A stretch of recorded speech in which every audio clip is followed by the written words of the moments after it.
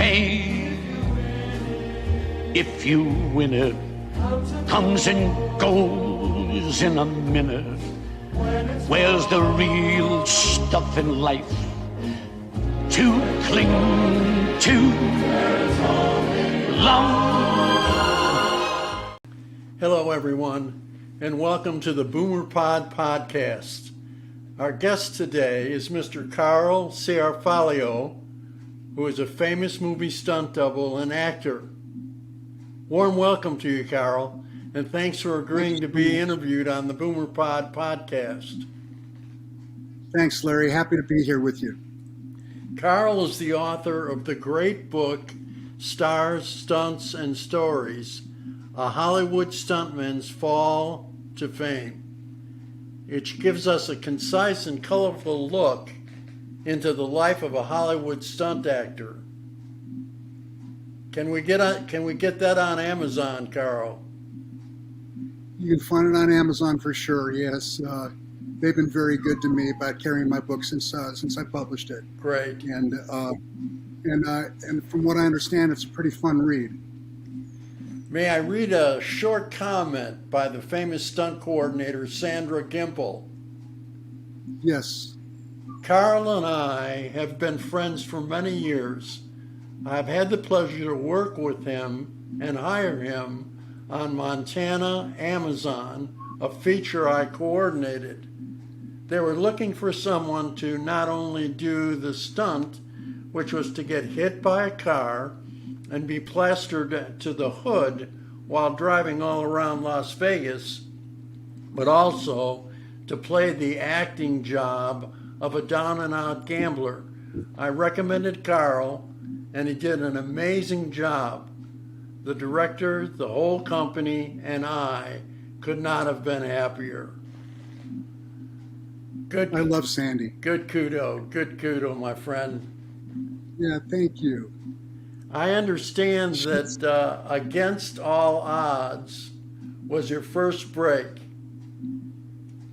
Jeff Bridges. Against All Odds was, I'm so sorry, didn't mean to cut you off. That's okay. With Jeff Bridges, Rachel Ward, and James Woods. You want to tell us about that? Sure. It was kind of luck of the draw. It was my first break on a big film, and it was just a great opportunity. I got to go down and spend some time down in the Yucatan Peninsula, which was really exciting to be down there. A lot of wonderful world history, and it was a big movie with big stars, and Jeff Bridges, who's one of my favorite guys to work around. And on the plane ride down there, I found out that 4 or 5 other stuntmen had turned this job down for various reasons, and it was because they were going to roll me off of a cliff of about 65 feet into water, a dead man free fall. And so I had that on my mind for 8 or 9 days before we even got to the stunt. But it all went off great. Jeff Bridges was wonderful, and I've talked to him since about that day, and he was just about as nervous as I was to push me off the cliff. But it all ended up a great experience. I had a wonderful stunt coordinator in Gary Davis, a wonderful safety diver to pull me out of the water in Hubie Kearns Jr., second generation stuntman. The director was pleased, and everybody walked away feeling pretty good about it. Well, I kind of stumbled, but everybody got out of it all right. That's great. Allow me to mention a few other famous actors that you've worked with, and please share with our audience the physical contact that you had with each of them. How about Tom Cruise? Tom, the hardest working actor I've ever been around. We did a movie called Far and Away, and I was chosen to play the Italian boxer who who fights with Tom and wins the battle. And it was a wonderful experience. We had trained for almost 3 weeks before we even got to the fight. We did about a week or so in Hollywood on a stage, and then we spent the better part of 10 days to 2 weeks, and we rehearsed the fight every day. Tom was diligent about his form, his fights, his positioning, his character. Really wonderful to work with an actor like that, and he was gracious to me and the rest of the stunt crew. He was open to our suggestions. Just really a wonderful man to work with, and I got to win the fight, and I don't do that very often. But you cut to 20 some years later, and I'm working on the set of Mission Impossible 3, and Tom comes walking by on set, and I wave, and he waves, and then he does a double take at me, and he goes, "Oh my God, it's you." And I said, "Yeah, it's me." So at the end of the day, we're all walking back to set, and it was a pretty good walk from the set back to the trailers at the end of the day. And he drove by in this really big, beautiful Cadillac, chauffeur driven, and he stopped and he goes, "You want to ride?" And I went, "Well, hell yes, I want to ride." So I jumped in the car and we talked for a little bit, and I said, "Tom," I said, "Far and Away was really good to me." I said, "It's the only fight I've ever won in 30 years. And he said, "Oh, well, it's the only one that I've ever lost." So he had a great sense of humor. Really, really looking forward to whatever else he does. He was a good guy to work with. And how about Brad Pitt? Brad's the guy you want to go have a beer with at the end of the day.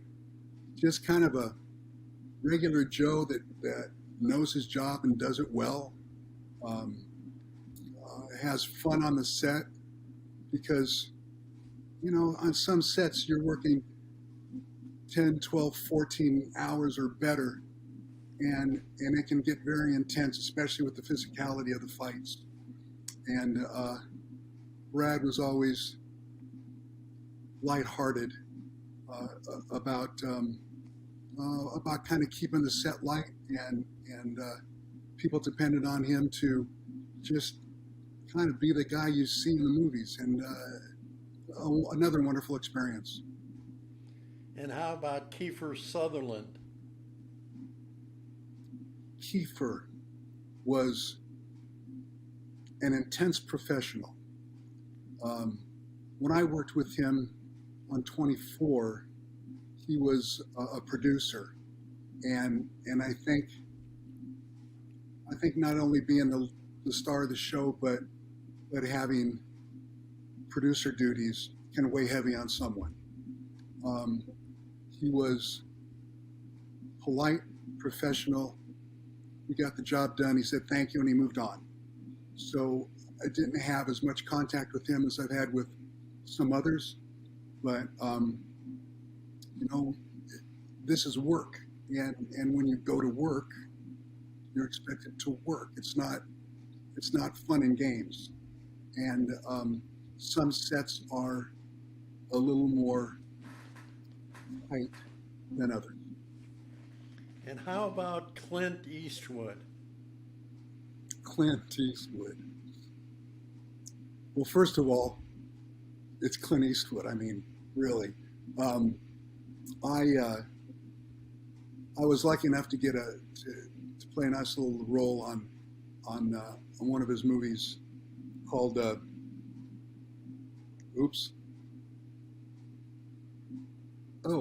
mind fart. Anyway, when he was to protect the president, and he was special security for the president. And I just lost the name of it. With John Malkovich as the bad guy, and the scene I did with Clint, I did a little fight scene with him, and he was again completely professional. Um, he there's an aura about him that when he walks onto the set, there comes a hush. And I've worked with a couple of actors like that. Um, but I think that hush comes out of respect for who he is and what he does. Um, he was it was wonderful to work with. We did this scene where he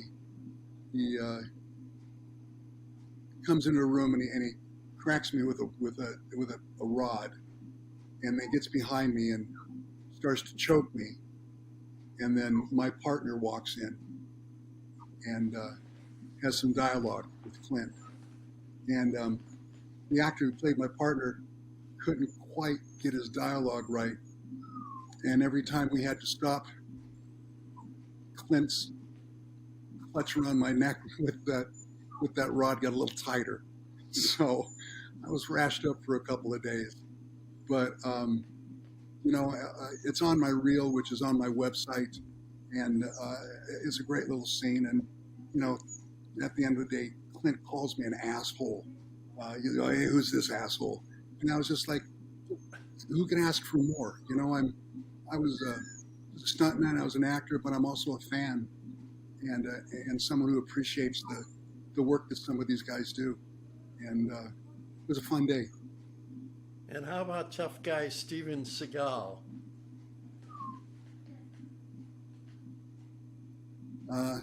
There's the rub. I don't care for Steven. I don't know anybody who does, and I won't talk bad about people because people are who they are. But I don't appreciate his lack of professionalism, his ability to hurt people and then hurt them, his egomaniacal ways of his life and how he carries that around. Not my first choice to work with somebody like that. I'll leave it at that. Well, thank you for sharing that with me. Let's go to some women. How about Jennifer Garner? What a sweetheart. What a sweetheart. She was professional. She was accurate. She listened. The action stuff that I did with her. Some actors would go, yeah, I got it, but they don't got it. She listened to the stunt coordinator, rehearsed the action, and she did it right each time. And she couldn't have been nicer to work with, and beautiful to boot. So that was a good couple of days. And then there's the famous Olympia Dukakis. What a grand and funny woman she was. Back to the Sandy Gimpel note about me being on the hood of a car running through Vegas. In the close-ups, Olympia was driving, and so in between takes, I'm kind of on the hood of the car, and we had a lot of fun doing funny faces at each other, and there's this grande dame, and we were having such a great time. She was a secure professional who knew her stuff and knew how to have fun when the time was right. Because again, she wasn't young, so long days, 12-hour days are a lot on people, and she stayed right up with it, and she was wonderful. Really great memories of that movie. Now, you've referred to stunt doubles as those guys in your favorite action films and television shows. How did you further describe them in that quote? Can you bring that up? Oh, as far as other stunt people? Yeah. Well, we're all one big happy family when we're on set. You know, if somebody's going to save your life, you don't necessarily have to go to dinner with them, but they're going to save your life. So you count on other stunt people to do exactly what you would do in a given situation. Um, Stunt people are men and women both are all over the screen, movies and television. Um, you know, in westerns, when there's a lead actor leading a bunch and there's 6 or 8 or 10 or 12 horses behind him, I guarantee you they're all stunt people, um, acting the part, doing the action, doing the dialogue when it suits. Um, Men and women both, we've come a long way from being that lumpy guy that falls off the horse. You know, we've stepped into a time where the more you can act, the more opportunity you get, the more you can, the more professional you can be, the more you're wanted, um, and to be able to be well rounded as far as action goes, and I'm talking cars, horses, motorcycles, fire, high falls, and fights. Fights might seem like the simplest thing there is, but it's difficult to do a really good stunt fight and have it sell. So it's hard work. And when I talk about those guys, those are the hundreds of stunt people that I've been fortunate enough to work with over 40 years. And we all tend to work a lot with the same people, and that makes family very important.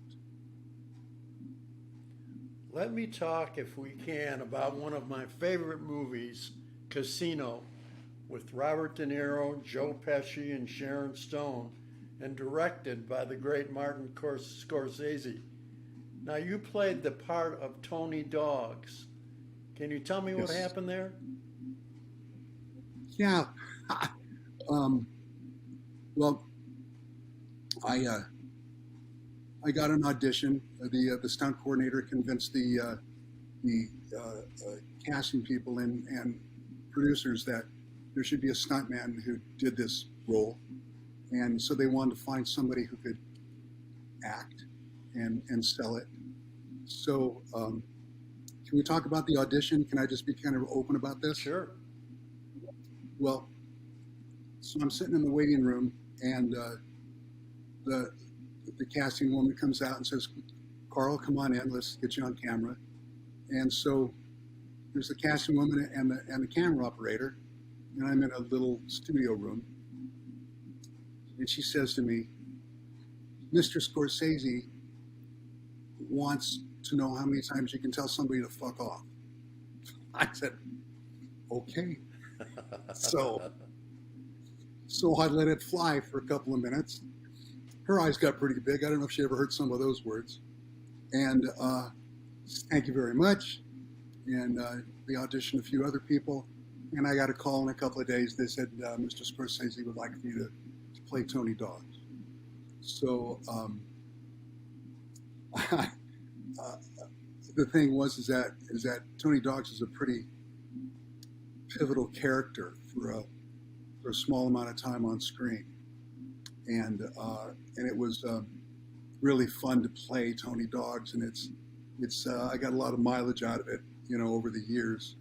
The part being where they dragged me into a warehouse and throw me on the table, put my head in a vise, and on the first take, I was probably pretty excited. Mr. Scorsese was off the set on stage, but in his tent looking at his monitors.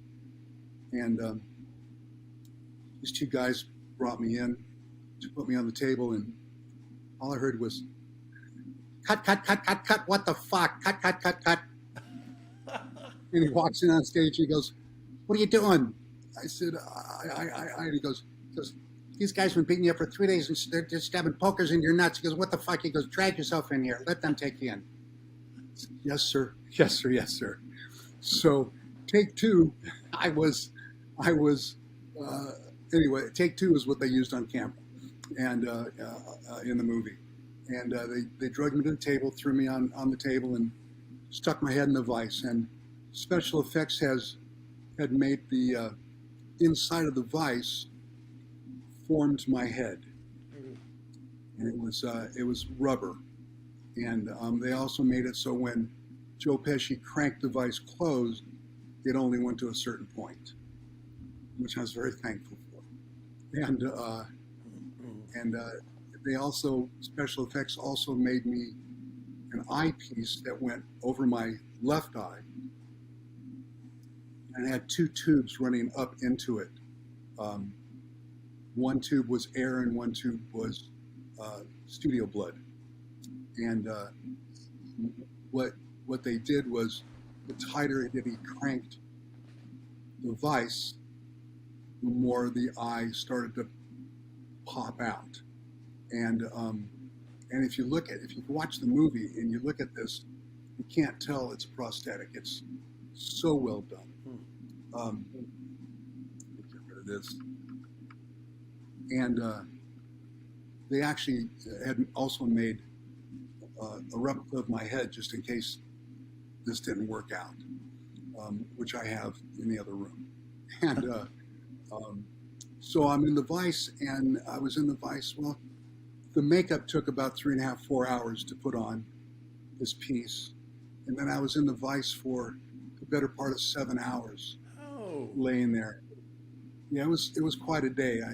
Again, back to the point where you need to be ready for this, and Pesci was wonderful. He was in my face, spitting and sputtering. You motherfucker this and you motherfucker that, and at one point, I said the wrong name. I was somewhere, but maybe the 5th hour or so. He said, "Give me the name," and I said, instead of saying Charlie M, I said Charlie C, and he goes, "Charlie C? Who the fuck is Charlie C?" And so, of course, the whole set laughed. Scorsese laughed. We all laughed a little bit. Pesci was wonderful to work with, and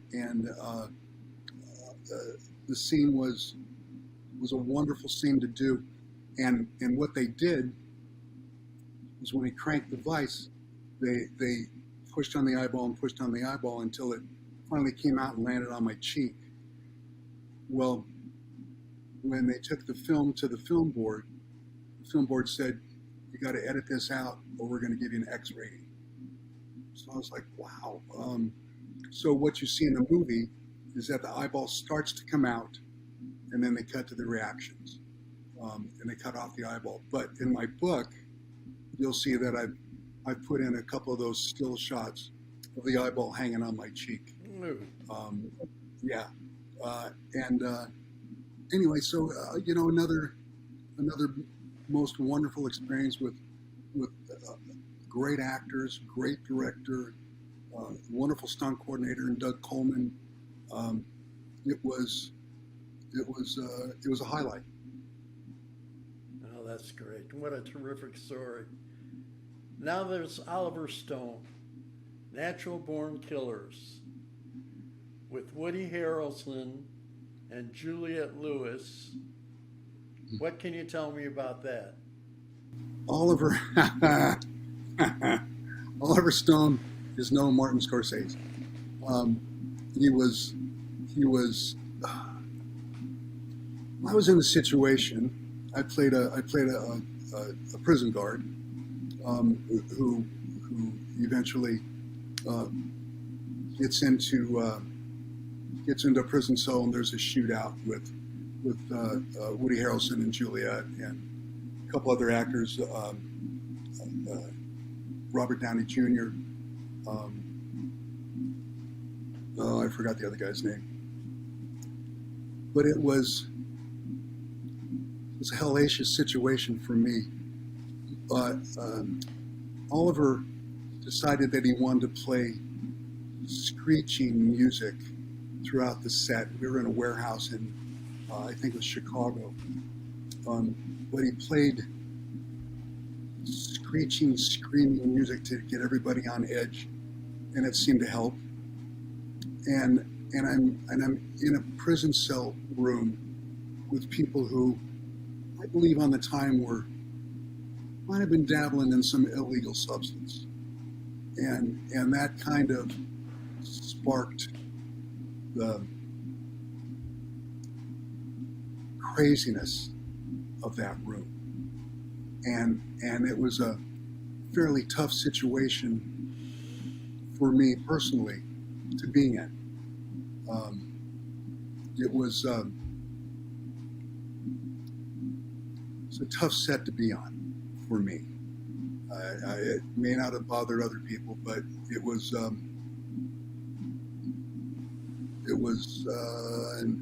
not my greatest memories.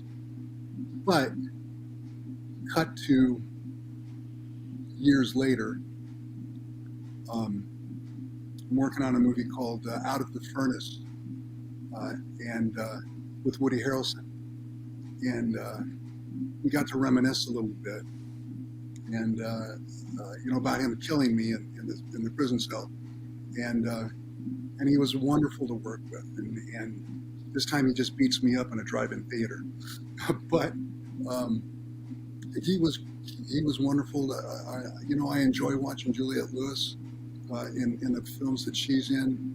Robert Downey Jr. has turned the corner and has done wonderful roles since then. I'm not a big Oliver Stone fan.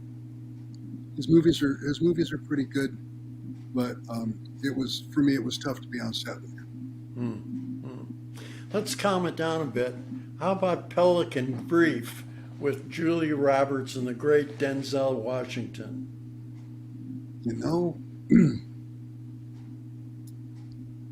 We were in Washington, D.C., and she was stunning in person, just beautiful, and so was Denzel. To be honest with you, really two really good-looking people doing what they do, and from what I remember, everything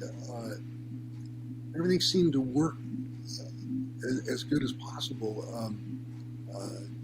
She was a consummate actress, on her mark with her dialogue.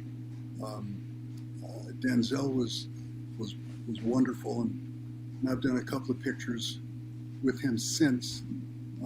Not that he would remember any of it, but being on the set with him was kind of magical. He's one of those guys that can get a set to hush, and I think again out of respect. Julia Roberts, I enjoy watching her movies. The thing that we were involved in mostly was the action, and that did not involve either one of them very much. Then we go to 3 James Bond movies with 3 different James Bonds. Tell me how you interacted with Pierce Brosnan. Well, I've done one James Bond film, but I've worked with 3 different James Bonds. So just to get that clear, I worked with Pierce Brosnan on Remington Steele when he was a TV actor, and he was lighthearted and professional. But the premise of the show of Remington Steele was it was a little wink. There was some underlying comedy in almost everything, and I loved it. And he was great to work with there. Moved forward to, I worked with him again on. Well, you're going to make me pull these up. Him and Woody Harrelson. I forgot the name of the movie now. He became a little more serious, but again, I think the roles that he did were more serious. And I loved him as James Bond. I thought he was a great James Bond, and I don't have a lot on him since then, but he was a hell of an actor. How about Who else you got? How about Timothy Dalton? Did you work with him? I did. That's the Bond picture that I did is with Timothy Dalton. He really a wonderful actor. I think he fit the role of Bond as well. It was just a different kind of Bond, and he got to yank me into a tank of electric eels, and I'm probably the only guy in the history of the movies that got killed by electric eels. That they're not real electric eels. They had a whole set of flash bulbs in this tank that I had to fall into, and the flash bulbs went off, and we're telling everybody they're electric eels, but it was a Bond picture, and not a lot of us get to work on a James Bond picture, and I worked with him years later, and we got to talk a little bit about it, and just really a hell of a guy, and again, I think an excellent actor and a good choice for Bond. Now, did you work with Sean Connery? I worked with Mr. Connery a couple of times. Worked with him on The Rock. I worked with him on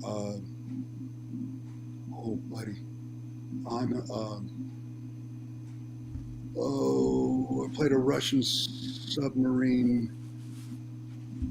Red October. Red October. Yeah, help me out with that one. And one other called the Presidio. And boy, there's a guy who the first time I saw him was on the Presidio. And we're on stage and everybody's kind of doing what they need to do, and we're waiting for Mr. Connery to show up, and the AD goes out and gives him a knock on the door, and comes back and said Mr. Connery's on his way. And so the door of the stage opens up, and he's backlit, so you don't see him. All you see is the dark outline of Sean Connery. And you could have heard a pin drop on that stage when he walked on. He was everything you think he would be. He was big and handsome and professional and knew his stuff. We got into it was a big bar fight that we were working at, and he was just he was James Bond times 10, and the same on Red October. He was amazing, and as was Alec Baldwin. But Mr. Connery was something very special that we see come our way every once in a while. Now to a funny Batman. Batman and Robin with George Clooney and Arnold Schwarzenegger. Yeah. How was it to work with George? George I've done a couple of films been on the set with him, and he's kind of like Brad Pitt. He's a regular guy. When it's business, it's business, and when it's not, you take your leave and you have a good time where you can without disrupting anything. And the character he plays in that movie is the guy that he is. Clooney's another guy who is extremely watchable, because I think these actors who know themselves well and take the roles that fit them are the ones that stand out the most, and I think Clooney's one of those guys. And how about Arnold? Arnold's a kick in the ass. I go back to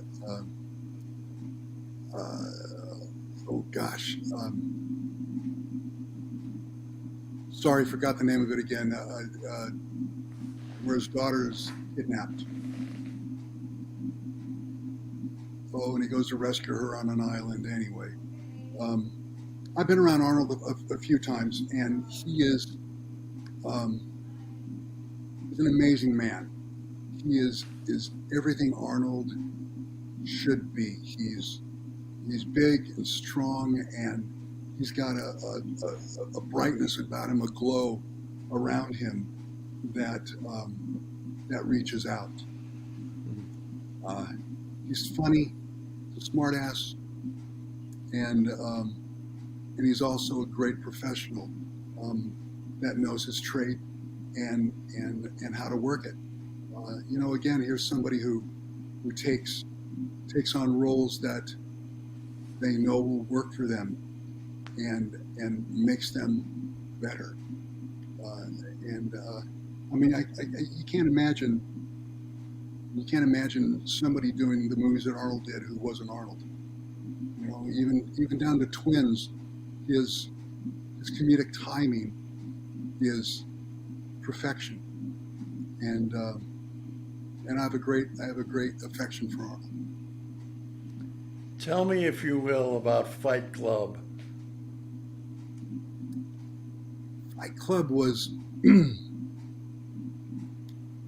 the scenes that I was in, which is the downstairs bar where they're doing their fights. I played Lou's guy at Lou's bar, and Lou and I come down a set of stairs and interrupt the fights that are going on. Lou gets into Brad's face about them using the downstairs for fight, and then that's the fight that occurs between Lou and Brad, and being Lou's bodyguard or Lou's guy, I'm supposed to try to separate them, and what it ended up being was me grabbing Brad by the back of the pants and lifting him up and pulling him away from Lou, and we did that all frickin' day. As I watched the movie, which is phenomenal, by the way, coming down those stairs, we probably did that 25 times, all the way to the top and all the way to the bottom. And I needed my hip replaced, and it was just about time for that to happen. And so this is just before I got my hip replaced, and you can see as we get down to the basement, you see me limp all the way in to the scene. It was some grueling days, but the director got what he wanted and how he wanted it, and you can't complain about something that works, Yeah. And that movie worked. Now, this seems to be kind of an out-of-character role for Edward Norton based on his other movies. How did you interact with him? Mr. Norton didn't really interact with anybody but the director. He was on set. I didn't have any scenes with him. He was on set, and he would give the director notes, and I thought that was fairly strange, because that doesn't happen very often, hardly ever. But I think Edward Norton is extremely brilliant and probably smarter than all of us put together. And I think that could be such a plus, and it could also be not so much a plus at times.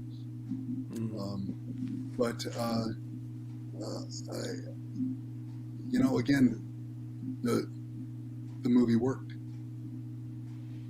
Now, I just had a very dear friend have her hip replaced. Wasn't this about the time you had your hips replaced? I had my hips replaced in 1999, and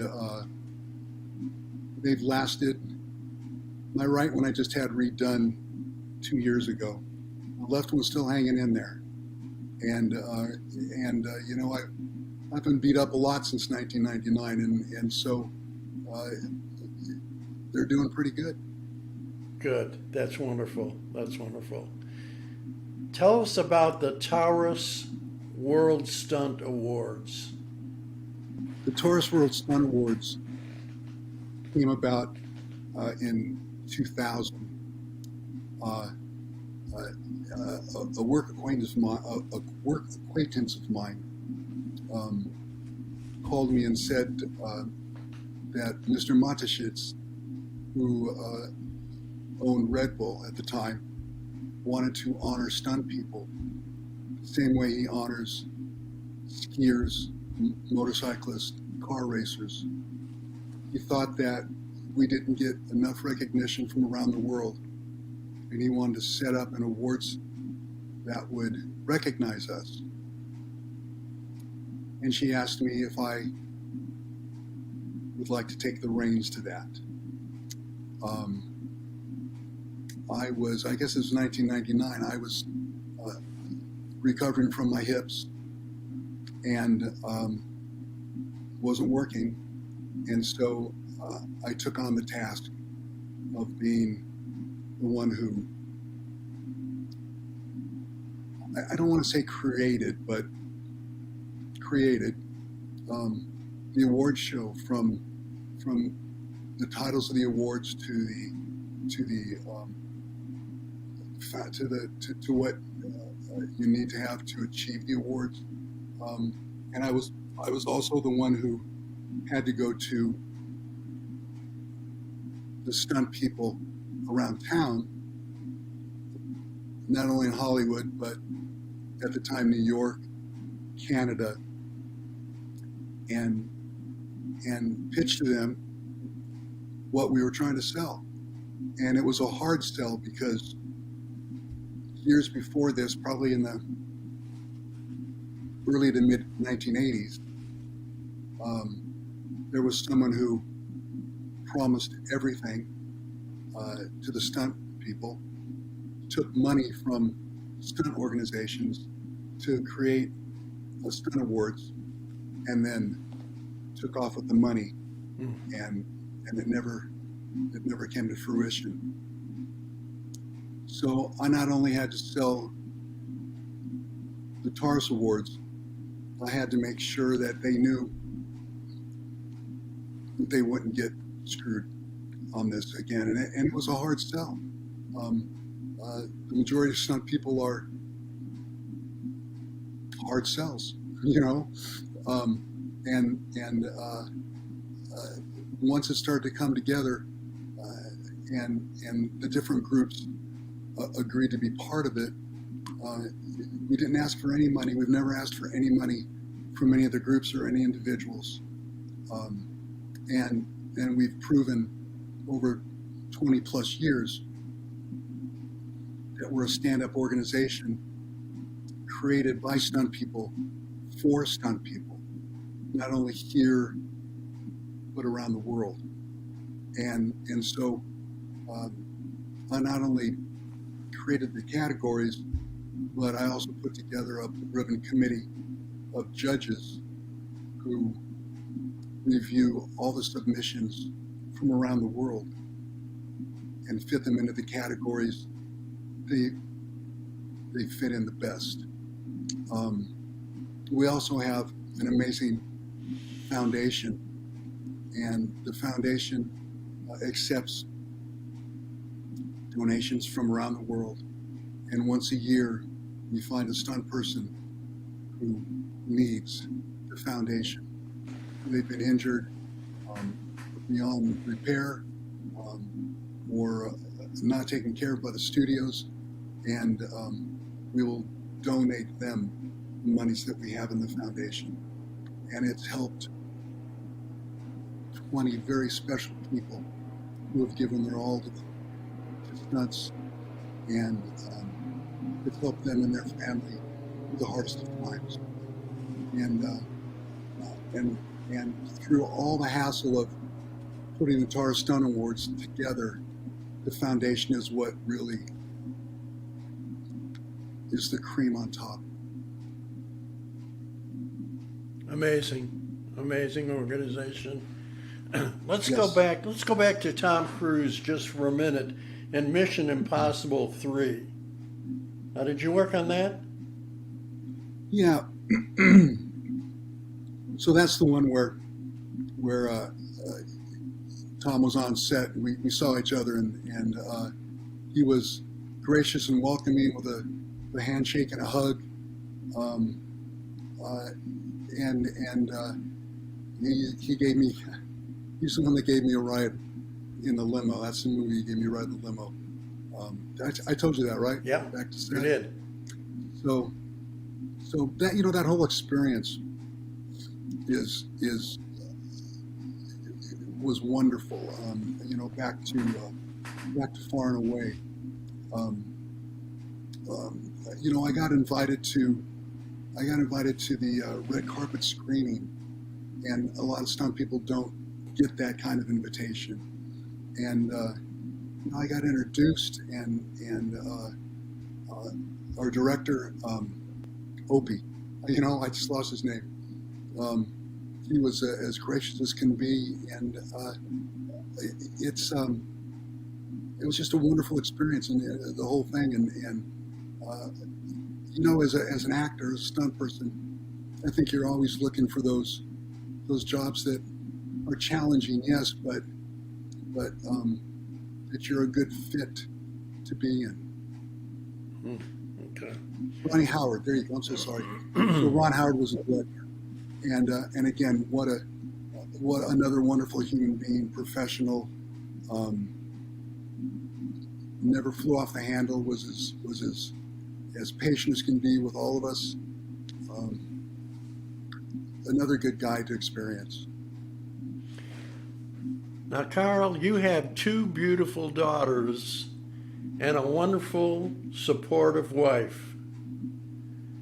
Although you went through a terrible divorce. Now, I have some sense as to what you went through, my friend, because I also experienced much of the same thing. And I want to respect your privacy. Do you want to discuss this at all? Sure. What would you like to know? Tell me about the experience and how it worked into the... do you have a blended family right now? I guess that's a good way to put it. I had a hellacious divorce, and it's understandable. It's hard on everybody, and everybody's out for their own good, and it makes it very contentious. I was fortunate enough to meet my wife Terry, who is. I loved her from the moment that I met her, and I met her on the set of Mallrats. She came out to visit, and I knew I loved her from the moment I saw her. She's been a godsend. She's my angel. She's my best friend, my best love, and she was easily accepted by my daughters. And my daughters are there's a spread in ages. There's a 23-year difference between my two girls. And I got to tell you that they're the best of sisters. Terry's the best of moms. We pretty much raised my younger daughter, though we shared some of that custody with her mother. My younger daughter Tiana is bright and beautiful, and loves being with us, and we love being her parents. My older daughter Carlene, beautiful, smart, loving. She's a special ed teacher, and loves her job, loves her kids. And, you know, you get over the rough stuff and leave it in the dust and move forward. And, you know, show that to your partner, show that to your kids, and they pick up on it. And, you know, everybody's going to have rough spots in their life. And if you can get through your stuff and show the people around you, the people that love you, that it can be done, and done well, or done like a good human, then that's what you pass on to me as a parent. What a beautiful development on an otherwise painful experience. Good for you, my friend. Good for you. Thank you. Anything you want to add or plug? You know, if somebody wants a good book to read and it's short chapters and a lot of pictures, go to Amazon and grab the book. It's, you know, $15, I think. I had a great time writing it, self-published. My wife, who's a writer, told me one day when I was at home convalescing from something, and I was down for a while, and my friends would come over and we'd talk stunt stories. And she said, you know, if you don't write this down, it's going to get lost. She goes, these are little bits of history that people want to know about. So I just started writing my stories. And then she would go in and correct the spelling and the punctuation. And we finally figured that why not put a book out and not, you know, educate, entertain. You know, there's stories in here that might surprise some people about how the industry works from my point of view. And, you know, and photos that you won't see anywhere else. It's a fun book. The first chapter is about Against All Odds with Jeff Bridges. And it was an awesome chapter to write because I got to pull up memories that were in there somewhere. And I got to relive some of those wonderful times on set with that, and you know, in the rest of the chapters, it was fun going down memory lane, and the people who read the book tend to feel the same way. So, you know, you've read it, or you've read parts of it at least. I read it. And for our audience, again, the name of the book is Stars, Stunts, and Stories, A Holiday Stuntman's Fall to Fame by Carl. Hollywood Stuntman. So here you go. It looks like this. There you go. Perfect. So there. Will you return sometime to give us some updates? Do you know what? Thank you. I would love to, Larry, and we'll hopefully talk and be in communication. And if you get any questions from your viewers that you want to pass my way, I'm happy to take those. I will do that. Thanks again, Carl, and have a terrific day. Bye-bye. And you will be happy too.